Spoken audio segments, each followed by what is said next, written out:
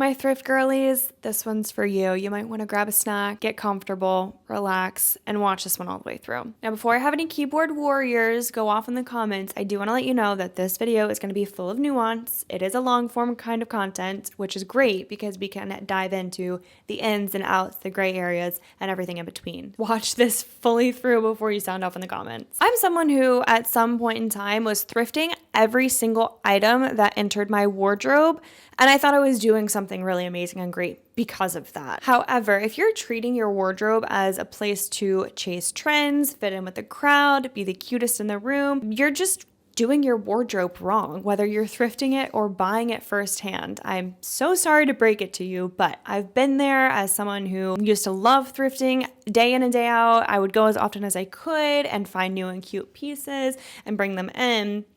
But now I've made this realization that honestly, thrifting is not the solution. It can be part of the problem, and I'm on the other side of it, and I just want to share some reflections that I have with you all. First of all, thrifting has been around for ages, okay? This video is not for people who thrift out of necessity, because people have been thrifting out of necessity for a really long time, or as a place to find supplies for projects, or even just a place to find like really unique and cool styles. But since thrifting has exploded in popularity, it's definitely not being used as the same use case as it was when it first came onto the scene. People are now posting daily or weekly thrift hauls or walking out with huge baskets of items. Do those pieces ever see the light of day once they go into their wardrobe? Like, who knows, honestly? But I'd gander if you're shopping that often and rotating your closet that often, probably not. You're probably not getting a good cost per wear, even though you thrifted those items. And you know, I have spoken about thrift gentrification before, which is the idea that people that aren't thrifting out of necessity come into low-income communities and they kind of buy up everything that's there, which then in turn lowers the supply and pushes up the pricing for these items that people used to need, that people used to come to for the low prices. It also makes items scarce for people who, again, are thrifting out of necessity in these low-income communities, who maybe are shopping for a job interview upcoming or just casual fashion. It doesn't have to be a specific need. They do rely on these thrift stores as a way to supply fashion at an affordable price for them. Now you may be thinking, oh, well, what about resellers? What about resellers? Yes, resellers do perpetuate thrift gentrification. I will say resellers have the intention to rehome pieces, and they're just people that put in the labor to do so and maybe flip a profit off of it. But at the same time, someone is buying that piece from this reseller with a higher attached value than if they bought it directly from the thrift. So in my mind, like, it's not great for leaving people that are truly in need with scarcer options than before and also driving up prices.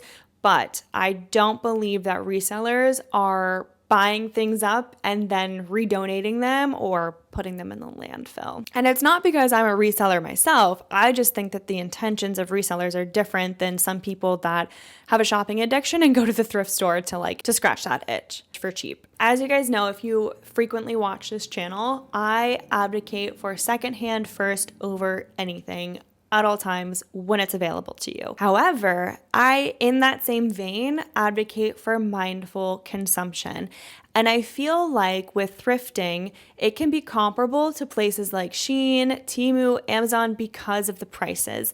Now, the energy that you put into thrifting is a little bit different than scrolling on your phone and adding to cart and it arriving in the next day or two. But the prices are so low and you do get it like that exact same day that people treat thrifting as another disposable fashion source. People see these websites and the thrift as equivalent in the sense that you can get trendy pieces for super, super inexpensive. The issue really arises when people that are thrifting go ahead and buy these trendy pieces and then discard them the same that they would have done if they would have shopped from Shein, Temu, Amazon, etc., etc. And that's the issue. The issue, whether you're a thrifter or not, is that people have an inherent disregard for clothing once it serves its purpose of fitting the trend, that's it. They just want to get rid of it. Obviously, this is not all thrifters. This video is more for if you're just getting into thrifting and you think, oh my God, I'm just going to thrift all my trendy pieces and get rid of them once I no longer need them or once the trend passes.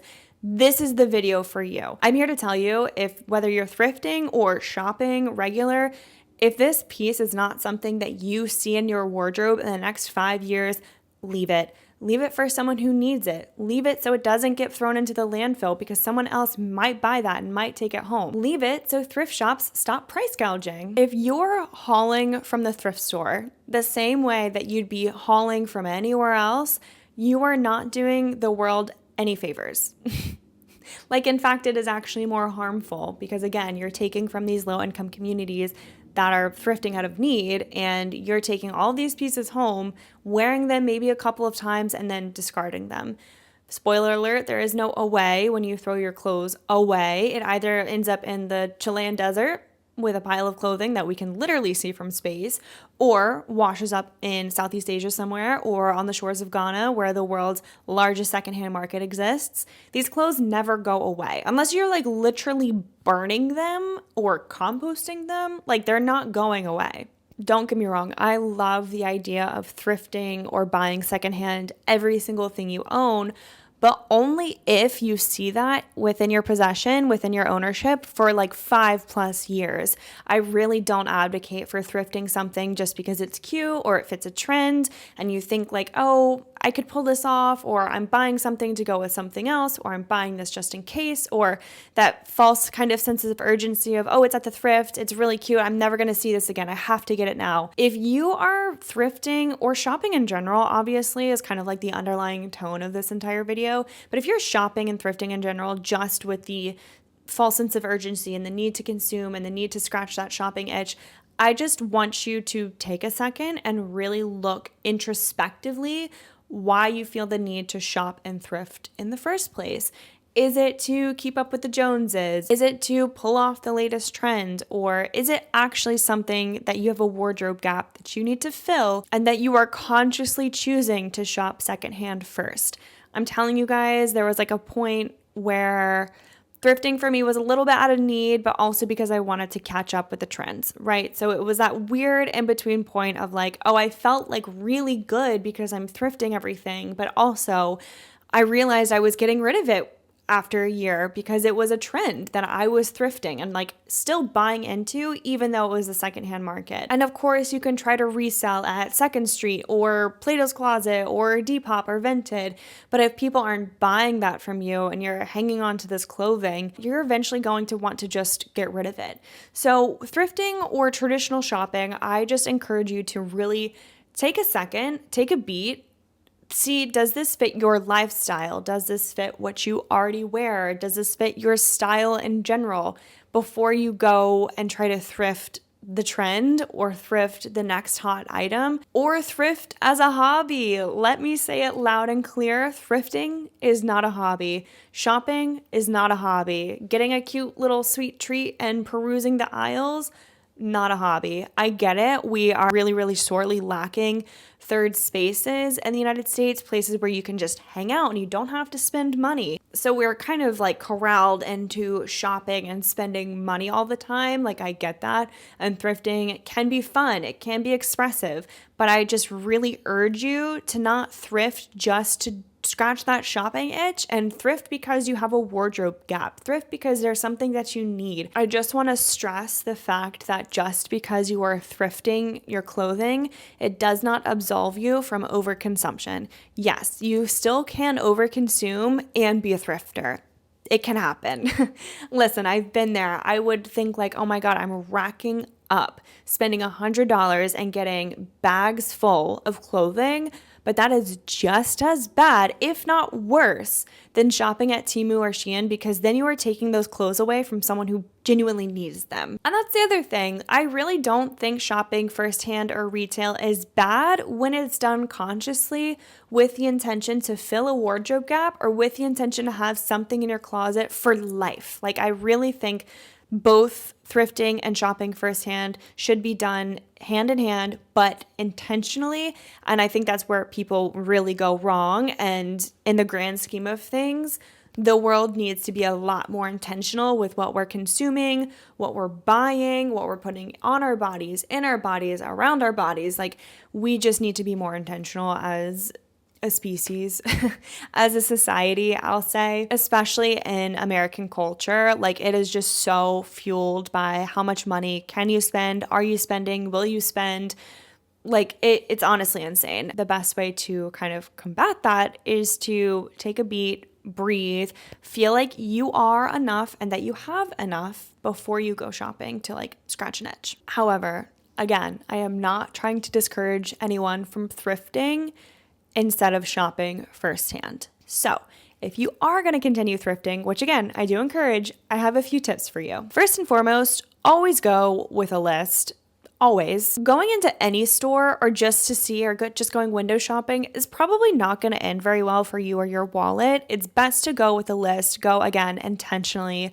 Things that you know you need or that you're looking for that you could see in your wardrobe for a really long time versus just perusing the aisle, perusing the racks and thinking, this is really cute. Could I pull this off? And like forcing it to work into your wardrobe versus like you have a set list, you know what you need. You're going to go in, be on a mission and get out of there. Secondly, I encourage you to go to like the ritzy areas of your town, state, city, like wherever you are. I always make a point to go to the richer neighborhoods because I know for a fact there's going to be better pickings, but also there's going to be more abundance there. And I'm not going to feel like if I find one good thing at the thrift that I'm taking away from people, I know that there are plenty of other good things there too. And that way people that don't have the time or the energy or just like the gas money, because gas is quite literally insanity right now, that I'm not shopping those areas and everything that's there is not going to be gentrified by someone like me. I'm going to go to the ritzy areas that are well off and they have plenty to spare. And I'm going to reemphasize this last tip. If there's something that you're picking up and you think it's really cute and in the moment, but you don't see it lasting in your wardrobe for the next 5 years, put it back. Someone else might. Someone else might love that piece to death and wear it for years and years and years to come versus if you would have taken it, worn it for the next few months, and then thrown it out. I hope you walk away from this video with the insight that being intentional is what defines shopping as good or bad, whether it's firsthand or secondhand. If you're shopping mindlessly day in and day out and posting huge hauls and styling things, but then have things in your closet that you're never wearing, that someone that needed it could have been wearing, that's when it gets a little like, okay, I get that you're thrifting. I get that you're technically saving things from landfill, but maybe it's just like a pause before it does eventually still end up in the landfill. And let's talk about how big fashion brands should just be producing less overall, okay? I'm gonna leave that at that because that could be an entirely different video and different tangent that I go off on. But yes, big fashion brands should just be producing less. If they can't sell through all of their clearance items, they need to just stop making that many fucking items. But anyway, I digress. I really appreciate you being here and spending your time with me. It could have been anywhere else. If you like these sustainable kind of fashion focused videos, definitely subscribe. There's a lot I could yap about. I do think I want to like eventually get to having some uploads be like podcasty and then some be like more vlogs and more lifestyle and just have like a mix on my channel. But I definitely love these sit down chat through kind of videos with you guys, and I hope you like them too. Let me know down below if there's anything else you want me to discuss, any topics you have in mind that you'd like my take on. As someone who did graduate with an earth and environmental science degree, and I'm currently working in fashion, I think there's like a unique perspective there of knowing what needs to be done and then kind of peeling back the curtain and seeing what's actually being done. Very interesting stuff. The algorithm is going to recommend a video at the end of this one just for you, so stick around to see what that is. I love you so very much. I'll catch you in my next video. Until then, don't forget to be kind to yourself, others, and the planet. Bye.